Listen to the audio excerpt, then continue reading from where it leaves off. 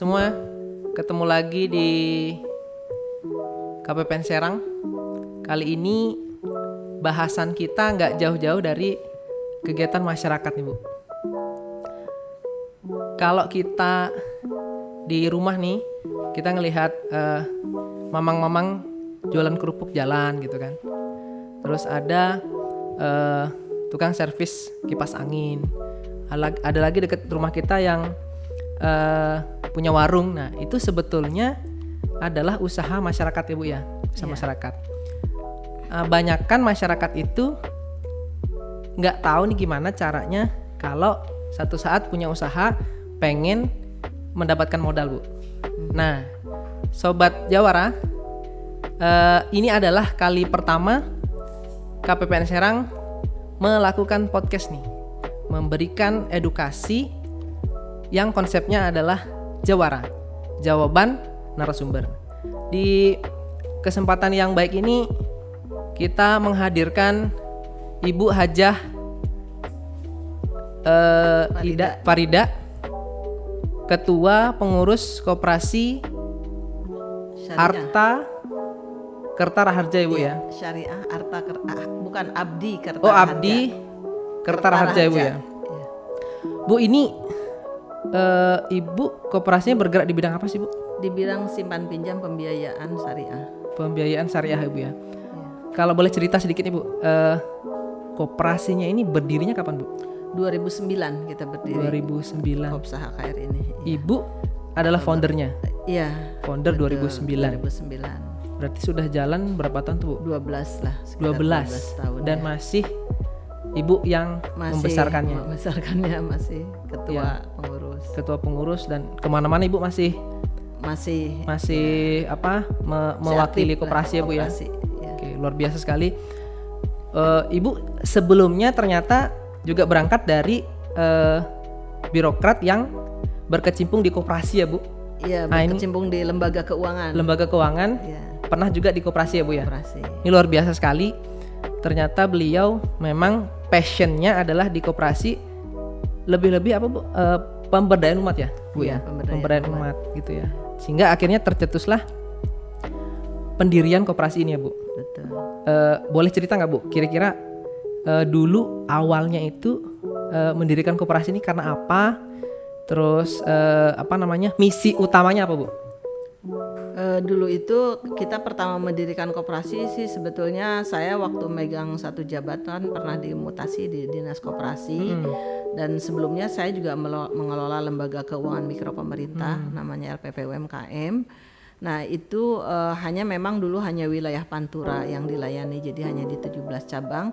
Nah begitu Pantura itu di daerah Banten ya? Pantai Utara Selatan, Pantai Utara Kabupaten Tangerang, Teluk Naga itu kan Paku Haji. Nah terus saya mencoba begitu di dinas koperasi yang ngelihat koperasi sangat memprihatinkan ya istilahnya. Pada waktu itu Bu? Pada waktu itu. Tahun berapa tuh Bu? Tahun 2008. Nah terus kan koperasi masyarakat itu tidak ada yang maju pesat gitu kan. Terus saya yang lihat, pada saat itu di masyarakat Bu? Iya di masyarakat. Nah terus di masyarakat itu para usaha mikro itu banyaknya dilayani oleh bank keliling lah. Bank keliling gitu. Terus mungkin ada rentenir kali Bu ya? Iya, apa sih bahasa dulu ya, Bu? Kalau sama bank keliling gitu. Bank keliling namanya Bu ya? Rentenir itu bangkel kan. Oh dulu gitu. Itu dibilangnya bangke gitu kan. Dulu pinjol belum begitu semarak kan. Jadi belum ada pinjol online waktu itu ya? Belum, masih bangke-bangke aja gitu yang ada.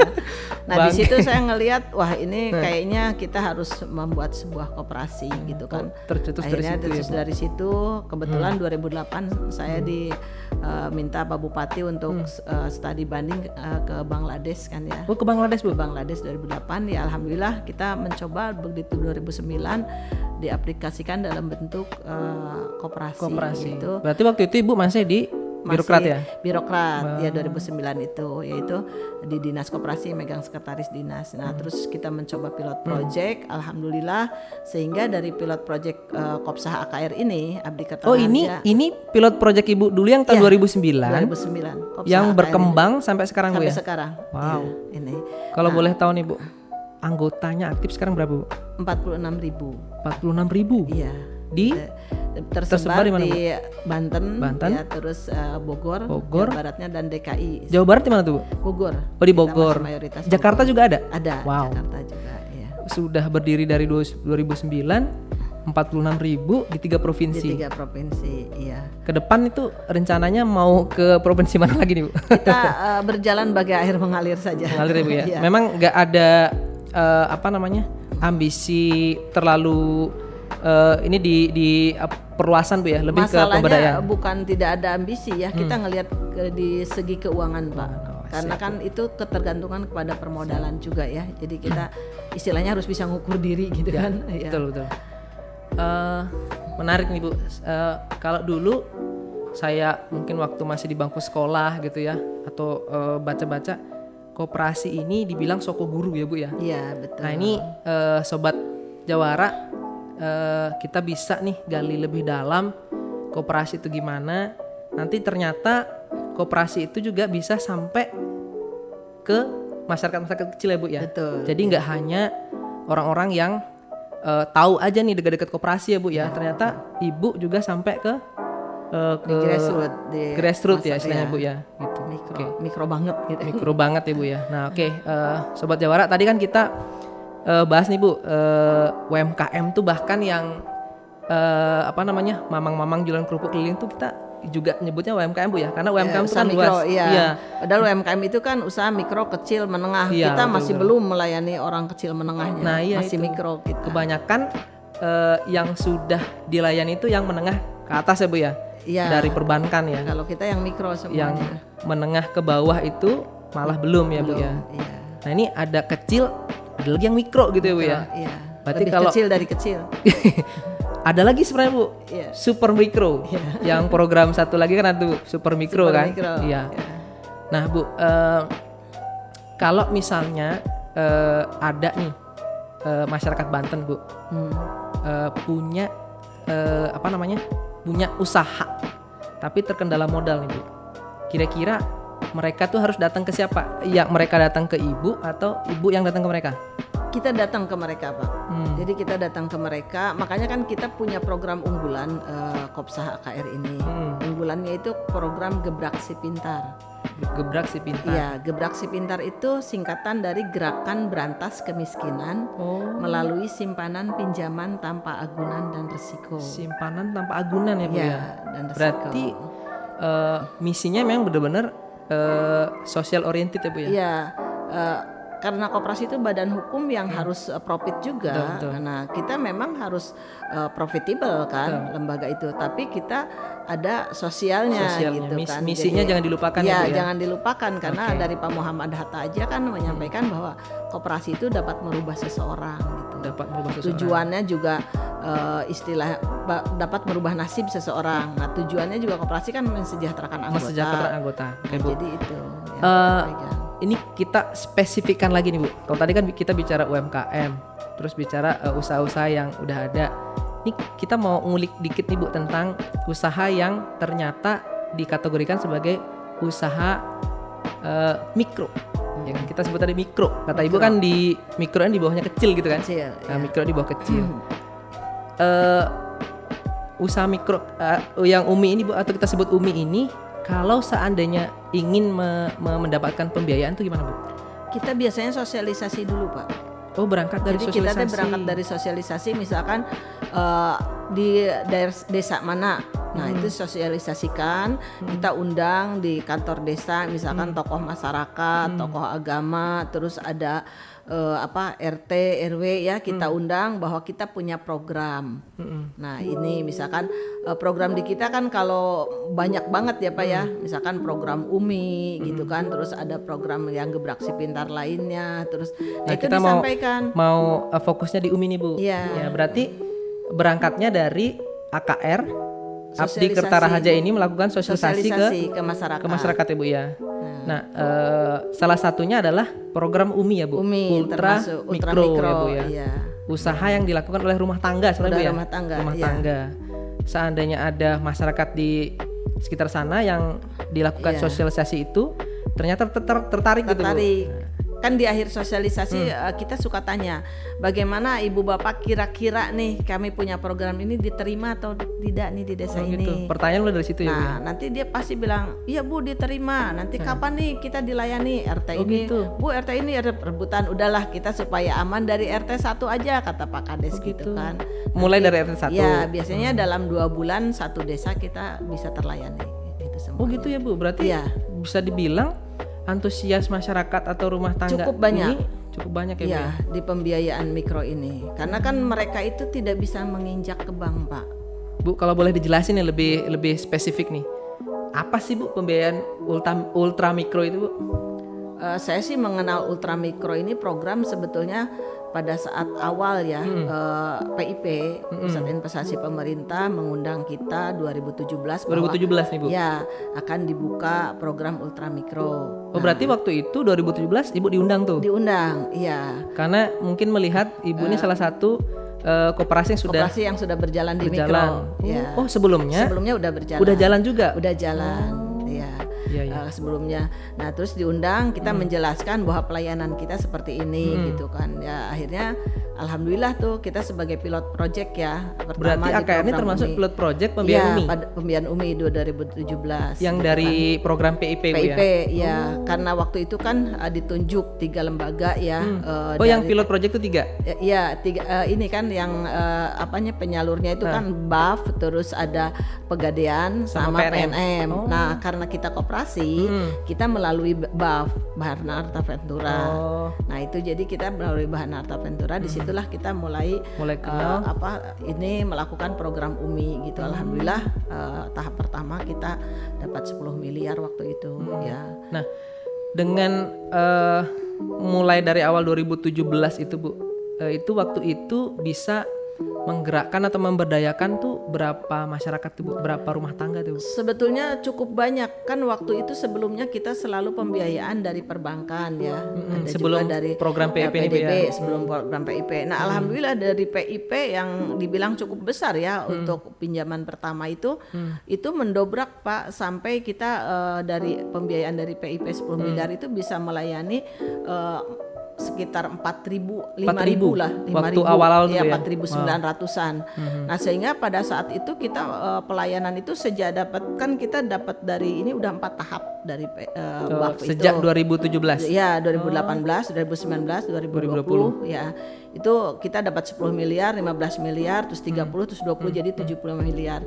Itu pada jadi sampai sekarang itu total masyarakat 75 miliar. 75 miliar total masyarakat nih yang sudah menjadi anggota yang mendapatkan pembiayaan penambahan dari UMI ya. Itu ada 23.000 lebih. 23.000 lebih. Wow.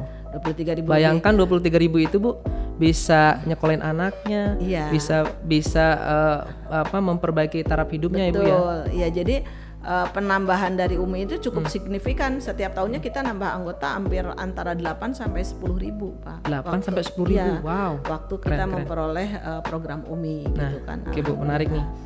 Yang sama-sama kita tahu nih Bu, 2020 ini kan merupakan COVID Bu, bencana yang dahsyat ya Bu, ya, besar sekali ya. Iya.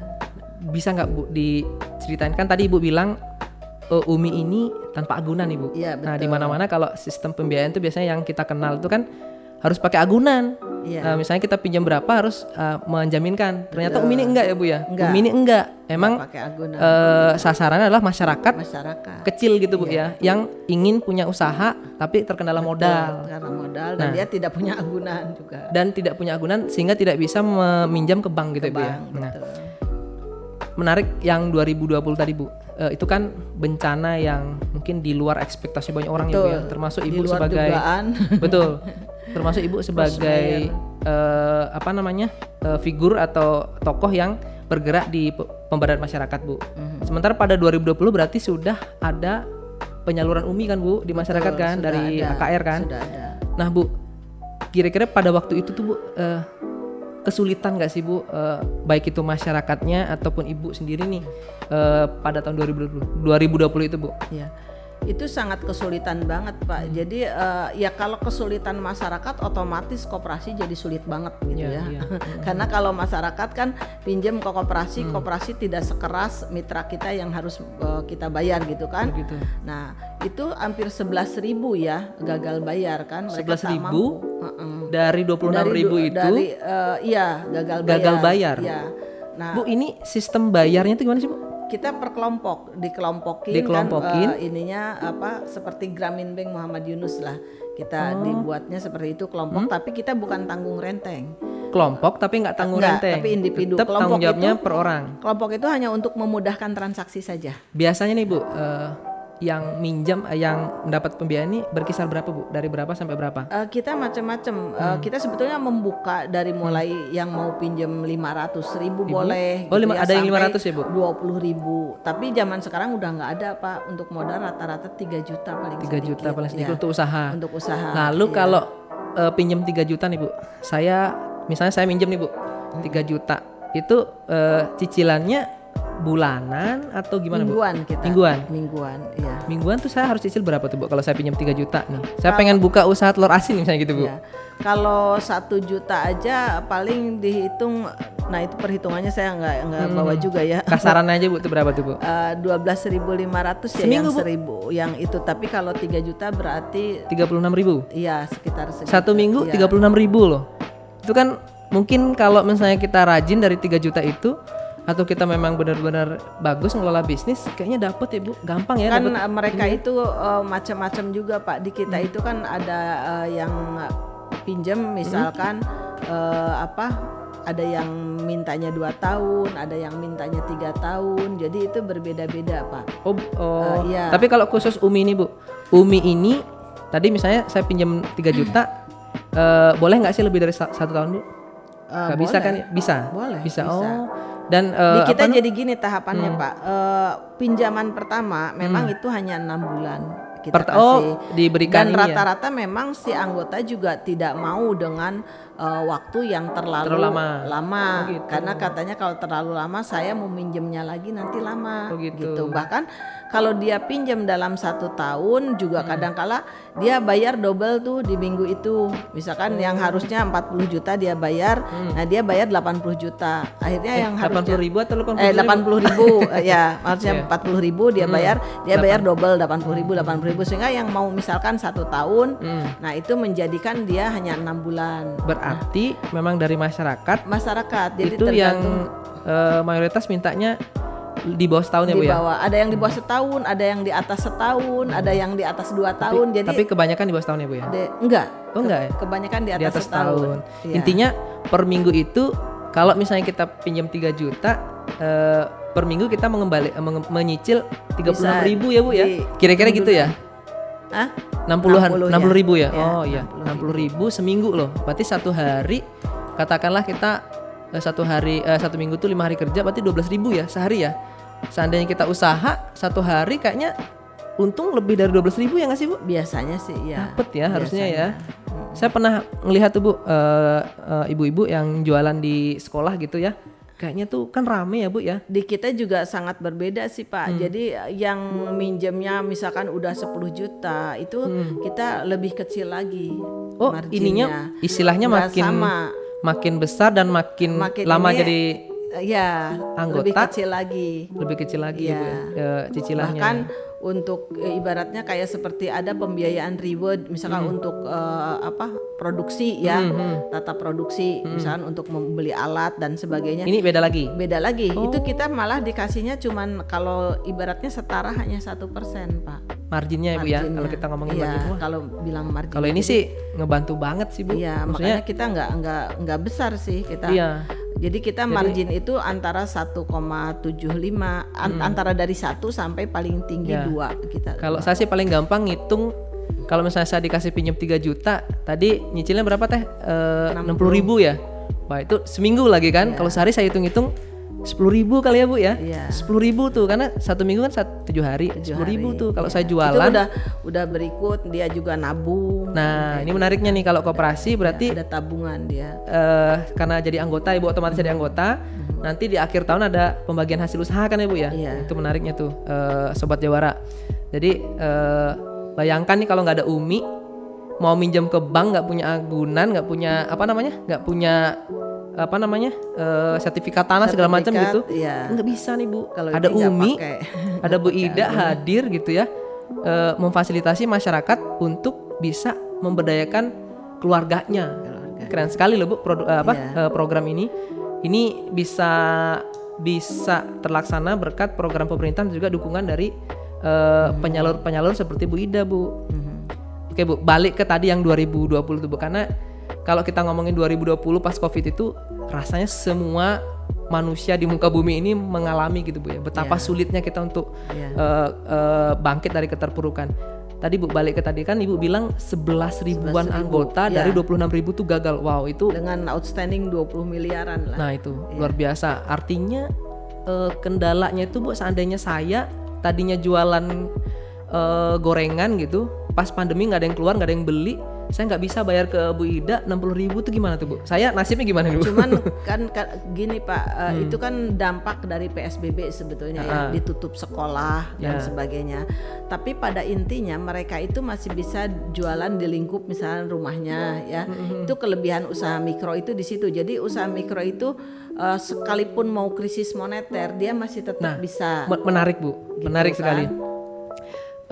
Sebetulnya ketika usaha mikro ini kuat, ada goncangan apapun di luar tuh kayaknya kuat aja ya Bu? Betul, kuat aja. Jadi makanya kan kalau dia misalkan harus bayar nih 1 minggu ini, dia sebetulnya harus bayar 60.000. Tapi karena Covid ada PSBB dan sebagainya, kita tidak memaksa dia harus bayar gitu kan. Berarti Bu, kalau misalnya saya ada restrak Pak, di restrak dari AKR kita sendiri, ya, dari penyalur sendiri. Misalkan kemampuan si ibu itu jadi berapa bisanya. Cuman gitu. Ya dari 60.000, saya cuma mampu sekarang seminggunya 10.000. Bisa tuh Bu? Ya karena kalau gimana mau dibilang nggak bisa, orang dia mampunya segitu mau dipijit kayak apa juga nggak bisa kan. Itu nggak akan bisa kalau di lembaga lain tuh Bu. Misalnya kayak kita pinjam di restrukturisasi yang seharusnya dia itu sebetulnya 6 bulan lagi tuh lunas, akhirnya jadi 1 tahun panjang gitu. Tapi kan saya tertolong waktu saya nggak bisa bayar. Ibu bantu tadi itu ya Bu, restrukturisasi. Jadi tadinya saya harus bayar 60 bisa jadi 10.000 gitu kan. Artinya setiap masalah itu ada solusi ya Bu ya, dari penyalur seperti Ibu. Iya.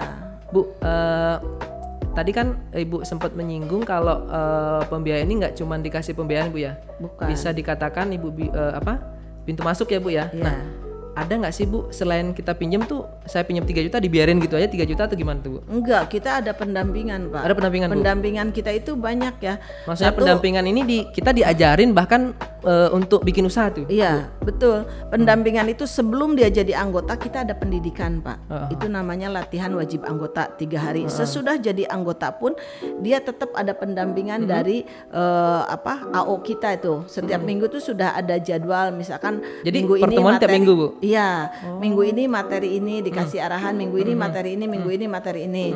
Terus selain itu ada pendampingan yang namanya kewirausahaan. Oh, dikasih pelatihan? Ada pelatihan kewirausahaan. Jadi saya minjem nggak ada agunan, dikasih pelatihan ada, pula? Itu gratis kewirausahaan. Dan gratis? Misalkan legalitas ya kayak PIRT segala macam itu termasuk ngurus-ngurus izin edar, kayak misalnya kita jualan produk gitu, PRT gitu Bu? Iya, itu dibantu sama kita. Dibantu sama KR? Kita dibantu. Nah dia bukan hanya gratis Pak, dia waktu pendidikan itu dikasih uang saku uang saku pula Bu ya? Wah, nah terus kan kita tanya juga keluarga mereka itu biasanya kan di mikro itu anaknya banyak yang putus sekolah, SMU kan udah mulai bayar, dia nggak sanggup sekolah SMU. Kalau SD kan masih dibiayai pemerintah. Nah kita lakukan ada pendidikan gratis untuk paket C, terus ada santunan yatim piatu apa buat keluarga anggota, ada hitanan massal kita, terus ada bedah rumah juga. Memang kalau bisa dibilang ini yang kita lakukan. Bergeraknya nggak cuma di ini Bu ya, sosial. Nggak cuma di bisnis gitu Bu bisnis ya? Pembiayaan gitu kita. Jadi pembiayaan ini di kita hanya merupakan entry point aja, jalan masuk. Jadi pintu masuk aja Bu. Untuk pemberdayaan umat intinya. Jadi sebetulnya tujuannya lebih besar daripada itu ya Bu. Lebih besar daripada itu, bukan menjual uang uangnya. 3 juta tadi ya Bu bukan. Ya. Tapi gimana saya bisa jualan telur asin, saya bisa berwirausaha, saya juga sekaligus bisa jadi betul. Mungkin harapannya nularin juga ke orang. Ih ayo ada Umi nih gitu kan. Bahkan kan kalau misalkan ada ada anggota nih suami istri pernah kejadian kan, dia jualan sayur kan ke pasar lapak gitu, tiba-tiba dia kecelakaan kan. Lah dia kan boro-boro mau bayar Pak. Dia udah terpuruk. Nah kalau kondisi kayak seperti itu ya dia nggak bisa bangun, nggak bisa apa, bukan ditagih Pak sama kita, tapi dia dibebaskan hutangnya, terus dia diobatin. Dibebaskan hutangnya dan diobatin. Wow. Kan di kita ada tolong menolong itu kan kalau koperasi. Memang benar-benar misinya UMI ini menggerakkan atau memberdayakan masyarakat yang di kalangan di grassroots dari bawah di mikro ya. Di mikronya gitu kan. Yang di bawahnya kecil gitu ya. Di bawahnya kecil gitu. Karena problem solving yang mikro itu banyak banget. Jadi ya kalau kita nggak bangun ya dari sisi kehidupannya tidak mungkin dia bisa membayar. Ya kita juga kemarin kan begitu Covid kita kerugian sampai dari yang gagal bayar aja kan itu outstandingnya 20 miliar. Nah alhamdulillah dengan beberapa program yang diluncurkan pemerintah juga ada BPUM ya. Terus itu ngebantu banget ya Bu ya? Membantu banget sehingga mereka juga akhirnya kan dari bantuan-bantuan itu yang tadinya sudah tidak bisa bayar, alhamdulillah membayar. Jadi bisa bayar. Karena mungkin kehabisan modal, bisa ada tambahan modal. Tambah gitu modal ya. lagi kayak gitu. Mungkin kalau ada anaknya harus bayar sekolah, bisa bayar sekolah. Ya, di kita kalau untuk sekolah gitu ya? itu ada pembiayaan khusus tata cendikia. Oh ada khususnya Bu. Ya itu sangat kecil marginnya, nggak banyak. Bu, ini kan tadi udah panjang lebar kita bahas UMI ya Bu ya. Jadi UMI itu sebetulnya adalah program pemerintah di mana tujuannya adalah menggerakkan atau memberdayakan masyarakat yang tidak punya akses untuk minjem ke bank sebenarnya Bu ya. Jadi saya mau minjem tapi nggak punya agunan tuh apa ya Bu ya? Jaminan gitu ya, jaminan. Nah ini hadirlah UMI gitu Bu ya. UMI ini sebetulnya malah dari ibunya sendiri yang menjemput ya Bu ya, menginformasikan ke masyarakat ya. Termasuk pembayaran juga dia tidak membayar ke kantor. Jadi nggak datang ya Bu, dijemput ya? Kita menjemput datang ke masyarakat. Soalnya kalau bayar kantor kan ongkos ojek. Iya mereka. Biar ibu aja yang datang gitu ya. Jadi kita AO kita yang mendatangi masyarakat sangat ini nih Bu. Sangat dibantu. Saya jadi pengen buka usaha nih Bu. Jadi kalau saya buka usaha nih bisa nih Bu ke AKR nih Bu. Ya nanti tinggal Bapak di mana tinggalnya gitu kan. Jadi bukan saya yang datang tapi ibu yang datang gitu ya. Tinggalnya di mana gitu. Kalau yang seperti Bapak ini bukan masuk UMI tapi masuknya anggota mandiri Pak. Karena udah punya gaji, punya. Kalau nanti saya punya saudara, tetangga yang kira-kira ini nih saya pengen dia tuh bangkit, saya pengen mereka itu bisa berdaya gitu Bu. Bisa tuh Bu ya ikutan? Ya bisa ya Bu ya. Oke. Ya. Bu ngomong-ngomong nih Bu, harapan Ibu nih tentang pembiayaan UMI ini kan udah jelas nih dampaknya ke masyarakat udah jelas ya Bu ya. Tadinya yang nggak punya usaha bisa punya usaha, bisa bayar sekolah segala macam. Harapan Ibu apa nih Bu sebagai penggiat atau pelaku penyaluran yang memberikan bantuan pembiayaan ke masyarakat nih melalui. Saya sih berharapnya gini Pak ya. Ini kita kan udah dapat program UMI itu sumber dana dari PIP ya melalui BAP itu sampai 2020 sampai sekarang belum ada lagi ya Pak ya. Nah ini artinya memang Ibu pengen UMI ini ditambah makin terus, gitu kan, makin terus karena kemarin dengan yang 75 miliar aja kita sudah alhamdulillah revolving sampai 167 kan. Maksudnya berarti misinya ini adalah semakin banyak dana UMI itu yang Ibu kelola akan semakin banyak masyarakat yang mendapatkan manfaat gitu ya. Nah sekarang ini kan dana UMI di saya tinggal 10 miliar anggota yang UMI yang pakai dana sumber UMI itu hanya tinggal 9.000 yang padahal dulu ya, sampai 47.000 karena dari BAP. Tapi yang sebelumnya sudah UMI itu ada nggak sih Bu semacam kayak reuni gitu Pak? Kalau saya nggak ada sih Pak kalau kayak gitu. Tapi kan masih kepantau nggak Bu? Oh ini si kalau ibu saya ini sih tetap kepantau Pak. Walaupun sekarang misalkan UMI nggak keluar lagi nih sumber dananya dari tahun 2020 ke Kopsa AKR, kita nggak bisa diem Pak. Jadi kita terus nyari bergerak. pendanaan dari lembaga lain. Berarti gitu kan. memang misinya. Karena nggak bisa diputus. Istilahnya kalau tukang pecel udah dapat tuh misalkan kucuran dana pembiayaan 1 juta gitu. Terus dia kan mau nambah nih jualan es jeruk, es apa. Ya kalau terus nggak ditambah lagi, ya dia mundur lagi kan. Betul. Maka Harusnya kan kita pembiayaan dorong itu sustainable. Jadi di Kopsa AKR itu kita memberikan pelayanan pembiayaan sustainable Pak. Jadi terus berkelanjutan. Betul. Dari satu orang produknya hanya satu, jadi akhirnya bertambah jadi banyak produk gitu kan. Ini misi yang luar biasa sekali ya Bu ya. Mudah-mudahan kita mendapatkan keberkahan Bu. Ya, dari jadi apa yang kita lakukan. saya berharap sih ada segera ya dari PIP. Jadi prosesnya jangan terlalu lama nih, sekarang itu lama banget dari 2020. Oke, saya Bu, belum dapat ya. Siap. Mudah-mudahan Dapat lagi kita gitu kan. terus bisa berlanjut bergerak, lah. iya, Ya, bergerak di UMI ya Bu lanjut. ya, agar masyarakat semakin banyak yang terbantu. Bu Ida, makasih banyak ya atas waktu dan juga kesediaannya berbagi bersama kita agar masyarakat lebih tahu tentang UMI. Jadi ternyata ada loh solusi dari pemerintah, juga termasuk dari peran dari Ibu Ida selaku penyalur ya Bu ya. Iya. Kalau seandainya masyarakat perlu modal untuk usaha nih dengan pengembalian atau cicilan yang nggak memberatkan loh. Jadi kalaupun kita amit-amit gitu ya Bu, ada musibah gitu, ada solusi dari Bu Ida gitu. Sekali lagi makasih banyak Bu, mudah-mudahan UMI terus berkembang, Amin. usahanya juga terus berkembang. Sehat selalu, makasih banyak Sobat Jawara. Sampai ketemu lagi di podcast berikutnya, Podcast Jawara, jawaban narasumber KPPN Serang. Sampai ketemu lagi, bye-bye.